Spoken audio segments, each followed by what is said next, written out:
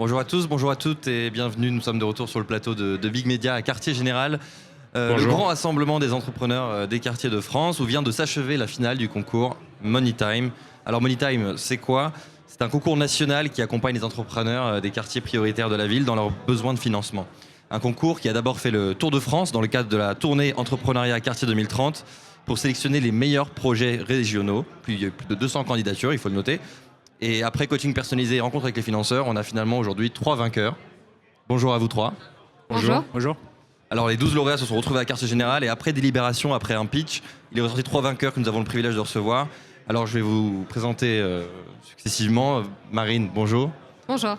Est-ce que tu peux te présenter et nous parler un peu de ton entreprise? Bien sûr. Du coup, moi, c'est Marine Lebris. Je suis fondatrice de Soleou, une marque de cosmétiques solides spécialisée dans le voyage. Donc, tous les produits sont 100% fabriqués en Provence. Et c'est une marque donc éco-responsable et durable dédiée pour le voyage qui simplifie tous les déplacements, que ce soit en avion, en backpacking, itinérant et même les voyages de business. Ça vous fait quoi de recevoir ce prix aujourd'hui alors? C'est une fierté, déjà, je pense. Et puis, ça note un peu les accomplissements, parce que moi, du coup, mon entreprise est assez jeune. Je l'ai lancée en 2025. Donc, ça me confirme dans l'idée et c'est une validation à la fois des financeurs et de l'organisme BPI. Donc, ça fait toujours plaisir et ça rassure un petit peu quelque part quand même. Tout à fait. On passe à Laurent Lapierre. Bonjour. Tu es le fondateur de Horizeo, c'est bien ça? Oui, exactement. Alors nous, c'est né de mon expérience. J'ai eu un accident de moto il y a 8 ans et je me suis aperçu que faire ses courses, c'est pas facile, qu'il n'y avait pas de solution. Donc on a inventé le Handinote qui va permettre de motoriser les fauteuils roulants manuels et de le mettre en libre service dans les endroits publics où on se déplace et où on reste longtemps. Comme un caddie. On le prend, on l'utilise, on le rend. Très clair. Et Valentin, bonjour. Victor. Valentin, pardon, excuse-moi. Victor, c'est la fin de la journée, on est un peu fatigué. Alors Victor, bonjour, donc tu travailles pour Lumo Correction. Est-ce que tu peux me parler un peu de ce projet qui vient de remporter le concours Money Time? Ouais, tout à fait. Donc moi, Victor, cofondateur de la société Lumo. Valentin, non. On fait de la correction d'examen assistée par l'intelligence artificielle pour régler plusieurs problèmes à ce niveau-là, les temps de correction, les coûts et aussi les problèmes d'équité. Ok. Et est-ce que vous attendiez à monter jusqu'à la finale à Paris et à remporter un prix national? Qu'est-ce que vous avez fait d'arriver jusqu'en finale? Alors non, pas du tout pour ma part. Déjà, j'étais assez étonnée d'être en finale à Marseille. Du coup, parce que la première partie du concours, c'était une finale régionale. Ouais. Et du coup, moi, c'était à Marseille. Et j'avais en face de moi 9 autres entrepreneurs avec des projets qui sont vraiment formidables. Donc déjà, j'étais très contente d'arriver jusque-là et de rencontrer des entrepreneurs. Et après, j'étais d'autant plus surprise d'être en finale nationale. Mais c'est génial parce que du coup, là, j'ai rencontré des entrepreneurs d'autres régions. On voit d'autres profils, toute l'organisation, tout l'écosystème. Et ouais, c'est super, c'est hyper formateur et très agréable. Et toi Laurent, comment tu as vécu cette journée particulière? Super bien. On s'attend jamais à gagner, de toute façon. Voilà. Après, moi, je suis content que la cause du handicap moteur, pour le coup, puisque c'est mon handicap, soit reconnue et qu'on la fasse progresser quelque part aussi. Donc voilà, super journée, rien à redire. Et toi? Je ne vais pas faire une redite de tout ce qui a été dit, parce qu'effectivement, c'était une surprise de gagner. Moi, je tiens à souligner la qualité de tous les projets qui étaient là dans la finale aujourd'hui. C'était très divers et vraiment tous les projets auraient pu mériter de gagner. Alors, pour la plupart d'entre vous, on vous a découvert lors des étapes régionales de la tournée Entrepreneuriat Quartier 2030. Et du coup, j'aurais voulu en savoir un peu plus sur votre évolution au cours de ces derniers mois palpitants depuis l'ouverture du concours. Peut-être Marine en première. Comment avez-vous entendu parler déjà du concours Money Time au départ? Et qu'est-ce que vous aviez comme attente en y candidatant, comme objectif?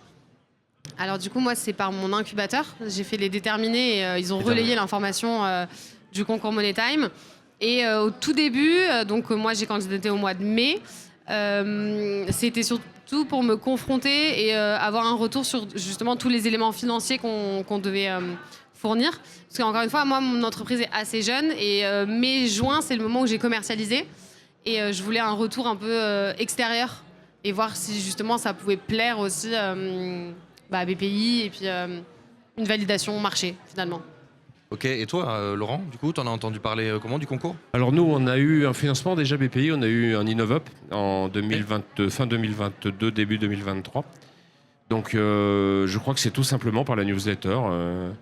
Nous, on est basé sur Trappes, dans les Yvelines, là. Et donc on s'est dit, bah tiens, on est effectivement dans un quartier prioritaire, donc candidatons. Vous avez quoi comme objectif en candidatant? Quelles espérances vous aviez en candidatant? Un peu d'argent, une reconnaissance, et puis c'est toujours bien de confronter son projet à un jury, parce que on est tellement le nez dedans que nous, on se dit que c'est le meilleur projet du monde, mais est-ce que c'est vrai? Et le fait d'avoir des reconnaissances, ça fait toujours plaisir, hein, comme tu disais. Et chez Lumo, alors on a entendu parler comment de Moneytime? C'était via les réseaux, un incubateur? Comment ça s'est fait? Nous, on est bien implanté sur le tissu lillois, parce que nous, on vient de Lille, des Hauts-de-France, sur la région, et on est dans beaucoup de cursus, la French Tech, BPI, aussi au défi via le réseau Initiative et le réseau Nord Entreprendre. Donc on a entendu parler de ce concours assez rapidement. Et ce qui nous a apporté, ça a été, nous, on vient de finir notre première levée de fonds pour 500 000 € en equity, et ça va permettre de se renseigner et de venir rechercher un effet levier avec des prêts et du non dilutif. Très bien, très bien. Et je voulais peut-être aussi revenir sur les différentes phases du concours Moneytime, notamment le coaching qui a été proposé par les équipes de Fast Track to Cash. Peut-être Marine, pour commencer, comment tu as vécu toutes ces étapes au long cours du concours? J'ai trouvé que c'était très bien organisé et qu'on avait un suivi hyper régulier.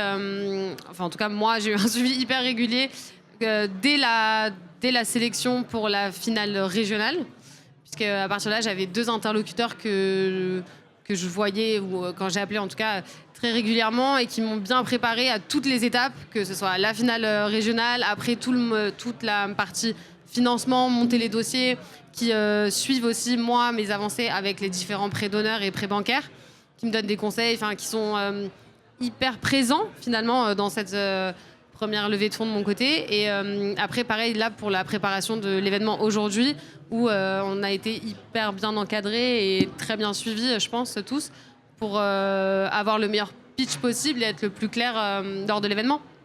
Et toi, Laurent, cette phase un petit peu d'accompagnement, de coaching, comment tu l'as vécu? Alors nous, dans la première partie, on s'est pas servi de coaching.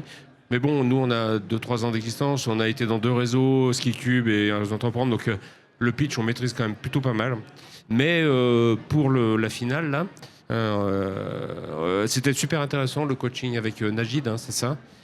Parce que c'est toujours intéressant, parce que de la même façon, dans les pitchs, on s'habitue à un petit train-train, et de temps en temps, de se faire secouer par quelqu'un en face qui dit mais non, faire comme ci, comme ça, c'est super intéressant. Et d'améliorer un peu Exactement. la présentation du projet. Et puis de se remettre en question, parce que, encore une fois, le train-train arrive vite. On se sent en confort, la zone de confort, on est bien, mais quand on est entrepreneur, la zone de confort, c'est hyper dangereux. Dès qu'on est en zone de confort, il faut se dire, il y a un truc qui gratte. Donc voilà. Ça a permis aussi, par exemple, à Lumo de peut-être booster votre confiance ou d'améliorer votre pitch desk, ou par exemple, ce genre de choses? Ouais, depuis la création de Lumo, comme je disais, on a été beaucoup suivis, beaucoup accompagnés. C'est des accompagnements qui sont précieux.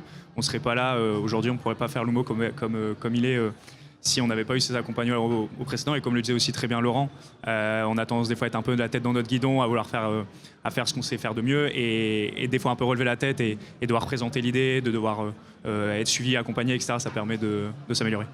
Comment alors est-ce qu'on aborde cet exercice qui est assez difficile, cet exercice du pitch devant un jury de financeurs? Comment vous l'avez abordé, en tout cas en ce qui concerne la finale parisienne du concours? Déjà, il faut rappeler, je pense qu'on n'avait que 4 minutes avec beaucoup d'informations à aborder. Donc je pense que la base, c'est d'être très clair, de ne garder que les informations capitales. Et après, il n'y a pas de secret, répéter sans apprendre par cœur. Je pense, un mix, pouvoir rebondir. Un mix des deux. Mais être en tout cas très à l'aise sur toute sa présentation, et parce que le stress joue aussi. Pouvoir rebondir en cas d'oubli et des choses comme ça. Mais le maître mot, c'est clarté et fil rouge tout au long de la présentation. Sûr. Et vous, Laurent, comment vous l'avez abordé? Alors nous, on a pitché à 2, ce qui ne simplifie pas l'exercice. Donc on a répété. Les visios, c'est pratique pour ça. On a répété. Pareil, sans apprendre par cœur. Moi, je suis venu avec des anti-sèches. On les pose sur le... Voilà. Donc, le secret, c'est ça. C'est une fois qu'on a eu les coachs et qu'on sait comment on structure, c'est faire ses slides. Chacun écrit dessus, se mesure sur chaque slide. Et puis après, on regarde ensemble ce que ça donne. Et puis, on essaye le jour de pas être trop stressé pour pas tout péter, quoi. Ça aide Pour pas mettre 10 respirer. minutes au lieu de 4 minutes, ouais, c'est ça. Alors justement, ça peut être un exercice assez stressant et avec le recul, peut-être sur aujourd'hui, et si vous deviez refaire le pitch là maintenant, qu'est-ce que vous feriez différemment? Ou alors est-ce que vous feriez exactement la même chose? Vas-y, Victor. Est-ce qu'on ferait quelque chose de différent? Non, je pense que comme on l'a dit, on le répète, on l'entraîne. Après, c'est aussi un sujet, on est dedans tous les jours, donc on le connaît sur le bout des doigts. Finalement, il y a juste une grosse pression qui pousse au moment où on rentre sur scène, mais finalement, après, quand on est dedans, on a tellement l'habitude que finalement, on le connaît presque par cœur. Donc finalement, non, je pense pas que je changerais grand-chose. Et toi, Marine, est-ce que tu as eu ton retexte? Non, je pense que je referais pareil. Peut-être que j'essaierais de prendre plus de plaisir. Enfin, de me dire, certes, il y a évidemment le stress, le contexte, etc. Mais de ne pas oublier que ce qu'on vit, c'est quand même un petit peu extraordinaire. Et il faut kiffer, ouais. Clairement, faut Kiffer, kiffer. Laurent.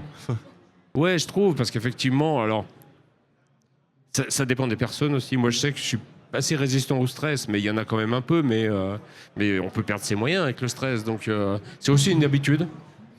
Faut pitcher devant des gens qu'on connaît pas. Comme ça, tiens, tu sais ce que je fais, bam, et on pitch. Faut s'habituer, en fait. Et ça vient vite. Et je crois que c'est le secret, c'est de ne pas hésiter à pitcher le plus possible, quoi. Victor? Et je pense qu'on peut remercier la BPI et le quartier général et Money Time de nous offrir l'opportunité Gentil à de présenter nos projets sur des scènes comme celle-ci. Tout à fait normal. Alors, vous avez tous franchi une étape importante dans vos projets avec ce concours. Parlons un peu maintenant de la suite. Money Time aujourd'hui, mais demain, quels sont les défis qui vous attendent? Marine? Alors moi, il y a le développement de nouveaux produits. Parce que je suis sur la cosmétique et on le sait qu'il y a un secteur très concurrentiel et il faut toujours avoir de la nouveauté, que ce soit pour le réachat ou pour avoir de nouveaux clients. Donc j'ai le développement produit en 2026 et l'expansion de la marque, j'espère en tout cas en 2026 au niveau européen. Très bien. Et Laurent, quelles sont les prochaines étapes? Alors nous, aujourd'hui, j'ai parlé du solo qui est devant le fauteuil. Donc l'idée maintenant, jusqu'à maintenant, le balourd était sur la technique. Maintenant, il faut qu'il passe sur le commercial. Et on est en train de développer le duo qui va être derrière, qui va être pour les dents. Donc là, on est encore sur la technique. On est d'ailleurs en train de demander un deuxième Innovop. Et voilà, donc, et on espère faire une levée de fonds là, au deuxième trimestre, entre 500 et 800 000 euros. Quoi. Ok. Et chez Lumo Correction, on en est où? Alors, c'est quoi les prochains défis qui vous attendent? La levée aussi? Du coup, là, grâce à nos investisseurs, on les remercie. Et aussi, grâce à des organismes comme la BPI, on va pouvoir développer la suite avec notamment notre SaaS qu'on veut sortir à la rentrée septembre 2026. Et ensuite, plus tard, continuer à développer sur les différents projets qu'on a envie de mener. Alors, je l'ai déjà un peu parlé, mais si vous deviez un peu repartir en tournée, refaire cette tournée de Money Time depuis le début, qu'est-ce que vous changeriez? Peut-être dans les premières rencontres que vous avez eues, les premières fois que vous avez pitché à Money Time, est-ce que vous repartiriez sur les mêmes bases? Ouais, on est plutôt confiant. Ouais, Ça a marché jusqu'ici, donc C'est ce que j'allais dire. C'est parfait. ouais. On s'est plutôt pas mal débrouillé, quoi. Bah oui, carrément. Alors, malheureusement, le temps file. J'aurais aimé savoir si vous aviez des conseils à donner aux futurs pitchers de Money Time 2026. Qu'est-ce que vous leur dites? S'ils hésitaient à candidater, qu'est-ce que vous leur diriez pour passer à l'acte? Moi, je dirais, connaissez votre projet sur le bout des doigts, même les parties qui vous séduisent moins. Bon, c'était un petit peu mon cas sur le financement. Je suis quelqu'un qui est très créatif, enfin créative même. Et le fait de connaître parfaitement mon projet et de ne pas pouvoir avoir de questions pièges fait que ça donne confiance en son projet et une connaissance aussi qui aide énormément, mais qui, je pense, aide à toutes les étapes du concours et qui, de toute manière, sera très utile sur le projet en lui-même. Donc, ce serait ça, ouais. Parfaitement connaître son projet, surtout les Connaître son aspects. projet sur le bout des doigts. Et Laurent, un conseil peut-être? Ouais, Pour les pitchers. Pitcher. Si vous avez des coachs et BPI en propose, utilisez-les un max, écoutez-les. Vous prenez pas, mais écoutez-les. Et puis pitcher, et puis comme kiffer le jour de la présentation, quoi. C'est sympa, quoi, d'être devant une scène en rockstar, c'est sympa. Oui, c'est l'essentiel est là. Vous avez tout dit. Victor, peut-être pour compléter. Non, je pense qu'effectivement, comme on l'a dit, il ne faut pas avoir peur de pitcher, il ne faut pas avoir peur de se lancer. Le métier d'entrepreneur, c'est sauter dans le vide tous les matins. Donc, et comme ils l'ont dit aussi, apprendre à kiffer, si possible, apprendre à faire du parapente. Ça va, c'est doucement. Bon bah merci à tous les trois. Merci à toi. Merci beaucoup. Merci d'être beaucoup, venus et sur puis le merci plateau à de Big BBI, du Media. coup. Non, merci à vous. C'est vous les entrepreneurs. Et c'est puis vous. on peut se dire bravo tous les trois. Vous hein, pouvez je crois. féliciter tous les trois. Laurent, Félicitations. pour le coup de cœur du jury. Et puis alors voilà, Quartier Général c'est déjà terminé malheureusement, mais on se retrouve je pense l'année prochaine jour pour jour à la Communale Saint-Ouen pour une 3e édition. Avec grand On sera plaisir. là. Le Et rendez-vous l'année est pris. prochaine en 2026 pour une nouvelle édition de Money Time Le également. rendez-vous est On pris. a hâte de vous revoir. Ouais, sans problème. Merci. Merci à toi. vous Merci, et au bonne revoir. continuation. Merci, toi aussi. Merci.